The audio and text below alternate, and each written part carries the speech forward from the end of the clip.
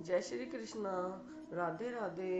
अब हम वैशाख मास के 25वें अध्याय को सुनने जा रहे हैं। श्रुतदेव जी कहने लगे, हे राजन, वैशाख में शुक्ल पक्ष के अंत की जो 3 तिथियां पूर्णमासी तक हैं, वे बड़ी शुभ फल देने वाली हैं। ये तीनों तिथियां पुष्करणी कहलाती हैं। ये समस्त पापों को दूर करने वाली है।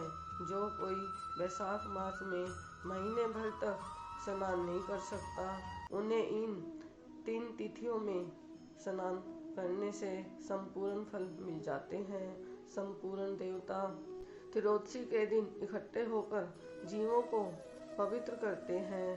पूर्णमासी के दिन विष्णु भगवान के संग संपूर्ण तीर्थ इकट्ठे होते हैं। चतुर्दशी के दिन यज्ञ शक्ति सब देवता उन्हें पवित्र करते हैं। कोई कैसा ही ब्रह्मघाती अथवा मद्यपान करता हो, ये सबको पवित्र करते हैं। प्राचीन काल में वैशाख की एकादशी के दिन विष्णु भगवान ने अमृत उत्पन्न किया था। द्वादशी के दिन उसकी रक्षा की। त्रयोदशी के दिन देवताओं को अमृत पिलाया और चतुर्दशी के दिन देवताओं के विरोधी दैत्यों का नाश किया तथा पूर्णमासी के दिन देवताओं ने अपने राज्य को प्राप्त किया। इससे देवताओं ने प्रसन्न हो इन तीनों तिथियों को प्रीति पूर्वक प्रफुल्लित चित्त से वरदान दिया था। वैशाख मास की ये 3 तिथियां शुभ हैं, पुत्र पौत्रादि फल देने वाली और मनुष्यों के पापों को दूर करने वाली हैं। जो अधम मनुष्य संपूर्ण वैशाख मास में स्नान नहीं कर सकते, वह इन 3 तिथियों में स्नान करने से पूर्ण फल प्राप्त कर लेते हैं। जो मनुष्य इन 3 तिथियों में भी स्नान दान आदि नहीं करते, वे चांडाल की योनि पाते हैं और फिर रौरव नरक में जाते हैं। जो इन 3 तिथियों में गर्म जल से स्नान करते हैं, वे 14 मनवंतर तक नरक में निवास करते हैं। पितृश्वर और देवताओं के लिए जो दही और अन्न दान नहीं करते हैं, वे पिशाच की योनि प्रलय काल तक भोगते हैं। जो वैशाख मास में नियम पूर्वक कर्तव्य कर्मों में लगे रहते हैं, वे विष्णु भगवान की सायुज्य मुक्ति को प्राप्त होते हैं, इसमें संदेह नहीं है। जो वैशाख के कुल महीने में नियम पूर्वक न रहकर केवल इन 3 तिथियों में शास्त्र विधित कर्म करते हैं, वे पूर्ण फल पाकर विष्णु लोक में निवास करते हैं। जो मनुष्य देवता, पितृश्वर, गुरु और विष्णु भगवान के निमित्त स्नान नहीं करते, उन्हें हम श्राप दे देते हैं। वे मनुष्य निसंतान, आयुहीन और दुखी होंगे। देवता ऐसा वर देकर अपने अपने धाम को चले गए। अतएव वे तीनों तिथियां बड़ी पुण्य कारिणी और सब पापों का नाश करने वाली हैं तथा तीनों पुष्करणी कहलाती हैं। पुत्र और पौत्र को बढ़ाने वाली हैं। जो स्त्री पूर्णमासी के दिन ब्राह्मण को मालपुआ और खीर भोजन करावे तो कीर्तिमान पुत्र पावे। पिछले इन्हीं 3 दिन में जो कोई गीता का पाठ करे, उसे प्रतिदिन अश्वमेध यज्ञ करने का फल मिले, इसमें कोई संदेह नहीं है। जो कोई इन 3 तिथियों में विष्णु सहस्त्र नाम का पाठ करता है, उसके पुण्य के फल कहने की तो किसी में भी स्वर्ग अथवा पृथ्वी भर में सामर्थ्य नहीं है। पूर्णमासी के दिन जो कोई सहस्त्र नाम का पाठ करे और एक एक नाम पर मधुसूदन भगवान को दूध से स्नान करावे, तो उसके सब पाप दूर हो जाते हैं और वह विष्णु लोक को जाते हैं। जो सभी उत्तम उत्तम पदार्थों द्वारा मधुसूदन भगवान का पूजन करे, तो कल्पांत में भी उसके पुण्य क्षीण नहीं होते। जो कोई मनुष्य वैशाख में न स्नान करे न दान करे, वह ब्रह्म हत्यारा, गुरु घाती और पितृश्वरों का नाश करने वाला होता है। जो कोई नित्य प्रति श्रीमद् भागवत का 1 श्लोक, अर्ध श्लोक या चौथाई श्लोक पढ़े, तो भरमतव को प्राप्त होता है। इन 3 दिनों में श्रीमद् भागवत की कथा सुनने वाला कभी भी पापों में लिप्त नहीं होता है। जैसे जैसे कमल के पत्ते पर जल नहीं ठहर सकता, इन 3 तिथियों में विधिवत भगवत पूजा, स्नान, दान आदि करने से बहुत से मनुष्य देवता हो गए, कितने ही सिद्ध बन गए और कितने ही ब्रह्म भाव को प्राप्त हुए हैं। ब्रह्म ज्ञानी अथवा प्रयागराज में मरने से मोक्ष मिलता है, अथवा वैशाख मास में नियम पूर्वक स्नान करने से मोक्ष मिलता है। वैशाख की पूर्णमासी के दिन स्नान करके नीले रंग का सांड छोड़ें तो समस्त बंधन से छूटकर धर्म, अर्थ, काम और मोक्ष प्राप्त होता है। जो गरीब कुटुंबी ब्राह्मण को गोदान देता है, वह अकाल मृत्यु से छूटकर परलोक में परम पद पाता है। जो मनुष्य वैशाख की पूर्णमासी को बिना स्नान किए दान किए बिता देते हैं, वह 100 जन्म तक कुत्ता की योनि में पड़कर विष्ठा के कीड़े होते हैं।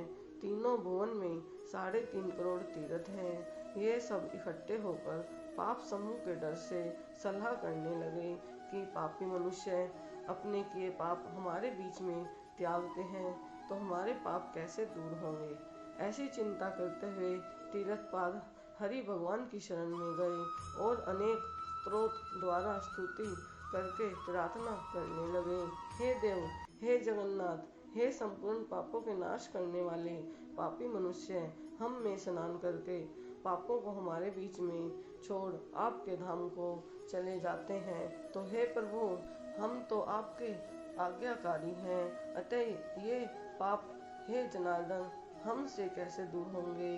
हे प्रभु, हम आपके चरणों की शरण के इच्छुक हैं, कोई उपाय हमारे सामने कहिए। जब तीर्थों ने ऐसी प्रार्थना की तब भूत भावन भगवान हंसते हुए मेघ जैसी गंभीर वाणी से बोले, वैशाख के महीने में मेष की संक्रांति में शुक्ल पक्ष में जो अंतिम 3 दिन हैं, वे 3 दिन सर्व तीर्थ में पुण्य रूप हैं और मेरे प्राण प्यारे हैं। इनमें सूर्योदय से पहले स्नान कर जल से बाहर आ जाएं, जिससे सब प्रकार के पाप से छूट पुण्य रूप और निर्मल हो।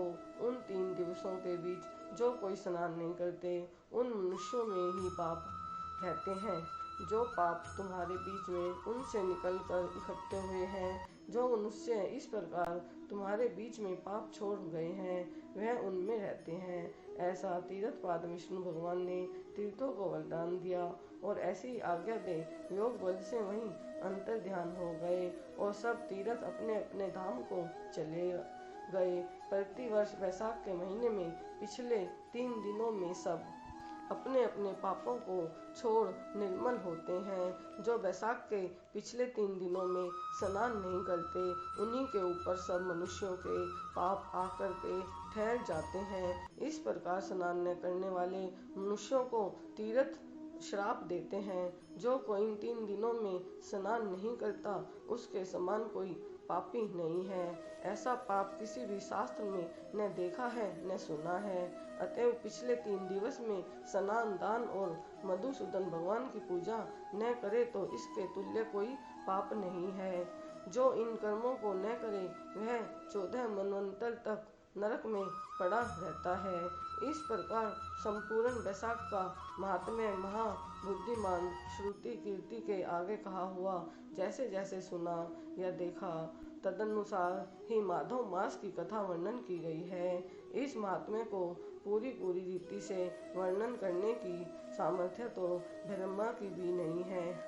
पहले कैलाश के शिखर पर बैठकर पार्वती जी ने महादेव जी से पूछा, तब महादेव जी 100 वर्ष तक यही कथा कहते रहे तो भी पूरी न हुई। तब असमर्थ हो चुप हो गए।